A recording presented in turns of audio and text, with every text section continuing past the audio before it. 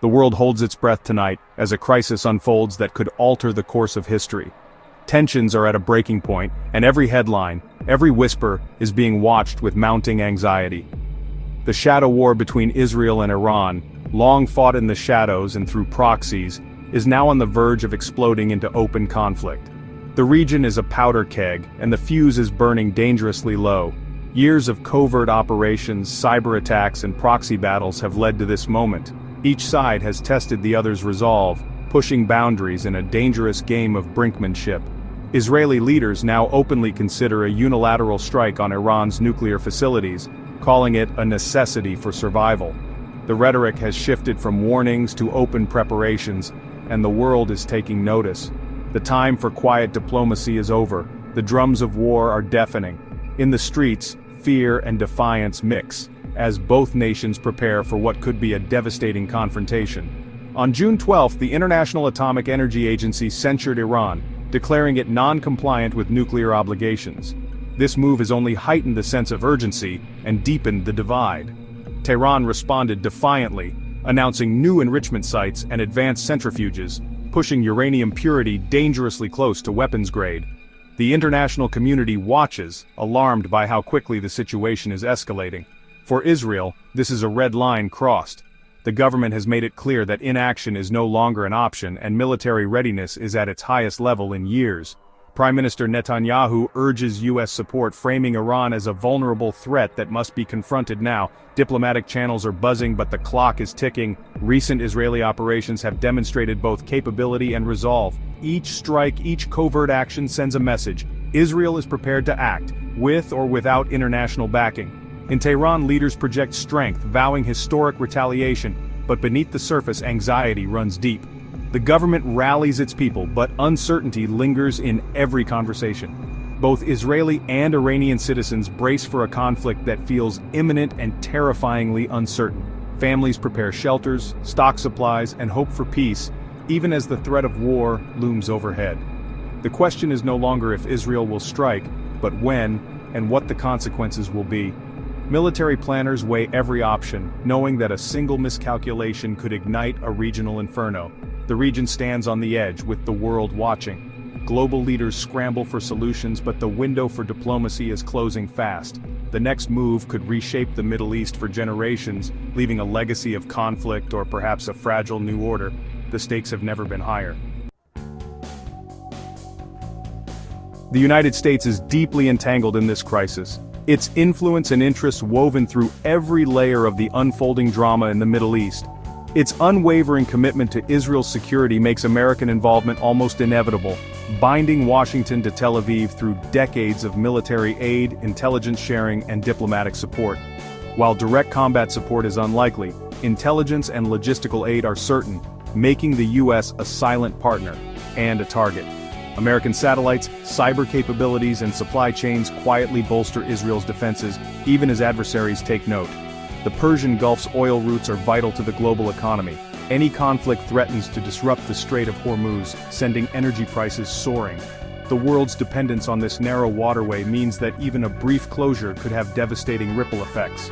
Iran's threats to close the strait could trigger a worldwide recession. Oil markets are notoriously sensitive, and the mere hint of instability sends shockwaves through global financial systems.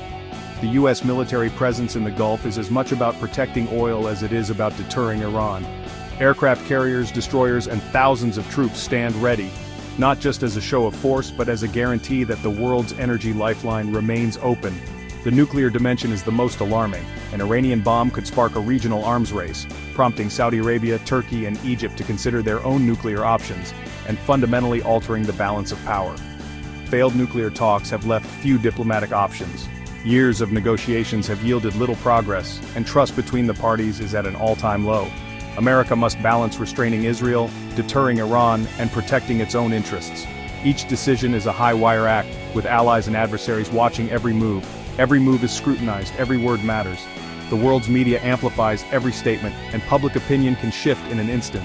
The U.S. warns Israel against unilateral action, fearing a regional war it would be forced to finish. The stakes are nothing less than the stability of the entire Middle East, yet it cannot abandon Israel or allow Iran to go nuclear. The choices are stark, and the consequences of miscalculation could be catastrophic. The space for peaceful resolution is shrinking. Each failed negotiation, each new threat, narrows the path to diplomacy. America is being pulled ever closer to the heart of the storm, caught between its alliances, its interests, and the unpredictable tides of history. In moments of crisis, some warnings are impossible to ignore. The U.S. Navy's E-6B Mercury, the Doomsday Plane, now patrols near the Middle East. This flying command post ensures the president can order a nuclear response even if ground command is destroyed. Its presence signals that America's nuclear deterrent is on high alert. The message to Iran: any attack on U.S. interests could trigger unimaginable retaliation. The E-6B links to America's nuclear triad, guaranteeing communication with missile submarines even in chaos. This is not routine, it's a deliberate show of resolve. The shadow of nuclear war looms over every decision. The Doomsday Plane's flight is a sobering reminder of how close we are to the brink. The stakes are now existential for the world. The warning is written in the sky. As the Doomsday Plane flies, Air Force One vanishes from public radar. These secretive movements are not for show, they're about preserving the chain of command. In crisis, the president's safety is paramount. Going off-grid makes tracking nearly impossible. This protocol transforms Air Force One into a ghost command center, signaling a wartime footing. Alongside the E-6B, other specialized aircraft stand ready to protect senior leaders. The sudden repositioning of Air Force One is a silent alarm. The threat level is critical. The public sees the show of force. Behind the scenes, survival plans are activated.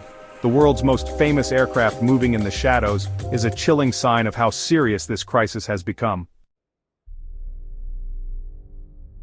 The U.S. military is on its highest alert in decades, responding to a rapidly shifting and unpredictable security environment.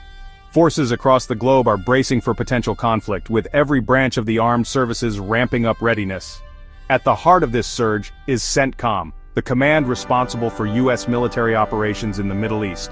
Its leadership is coordinating a complex web of assets and strategies, working around the clock to anticipate every possible scenario. Aircraft carrier strike groups are repositioning in the Gulf, their decks bustling with activity as fighter jets prepare for sorties. These powerful naval forces stand ready to deter or respond instantly to any sign of Iranian aggression. Their presence is both a warning and a shield, protecting vital shipping lanes that are the lifeblood of the global economy. Every vessel that passes through these waters does so under the watchful eyes of the U.S. Navy. On land, U.S. bases are on maximum alert, with soldiers reinforcing defenses and armored vehicles patrolling perimeters. Embassies in the region are partially evacuated, as diplomats and staff are moved to safety amid rising tensions. Iran, meanwhile, has declared that all U.S. regional bases are legitimate targets if war erupts, raising the stakes and fueling uncertainty throughout the region. The U.S. nuclear triad, bombers, land-based missiles, and submarines, is at heightened readiness, ensuring that America's most powerful deterrent remains credible and visible to any adversary. This does not mean war is inevitable, but response times are now measured in minutes, not hours. The margin for error has never been slimmer. The U.S. is building a fortress of readiness, mobilizing tanks and troops, sending a clear message. It does not seek war, but is fully prepared to fight one if necessary. Every move is calculated to deter escalation, with military strategists and commanders weighing each decision with utmost care. The world watches anxiously as the U.S. prepares for the worst, hoping that strength and resolve will prevent the outbreak of open conflict. The stakes could not be higher, as the balance between war and peace hangs in the balance for millions across the globe. If diplomacy collapses and war begins, the consequences will be catastrophic. An Israeli strike on Iran's nuclear sites would trigger massive retaliation. Missiles, drones, and proxy attacks. Iran's response would target Israel, U.S. interests, and regional allies. The specter of nuclear escalation looms. Israel's arsenal is real, and if pushed to the brink, the taboo against nuclear use could shatter. A nuclear strike would unleash a global crisis, with Iran retaliating by every means available. U.S. bases would be targeted, and the pressure on Washington to respond would be immense. Each escalation step makes the next more likely, risking a vortex of violence. The failure of diplomacy here could trigger a catastrophe that dwarfs all previous Middle East conflicts. The world stands on the edge of the unthinkable. An Israeli attack would ignite Iran's ring of fire, its network of proxy forces across the region. Hezbollah in Lebanon, with its vast missile arsenal, could overwhelm Israel's defenses and open a devastating northern front. Iranian-backed militias in Syria and Iraq would target Israeli and U.S. positions. The Houthis in Yemen could strike southern Israel and disrupt shipping. This multi-front war would stretch Israel's military to the limit and threaten U.S. assets. The battlefield would span multiple countries, making containment impossible. The U.S. is already warning embassies and citizens in the region. A proxy war would be long, bloody, and nearly impossible to control.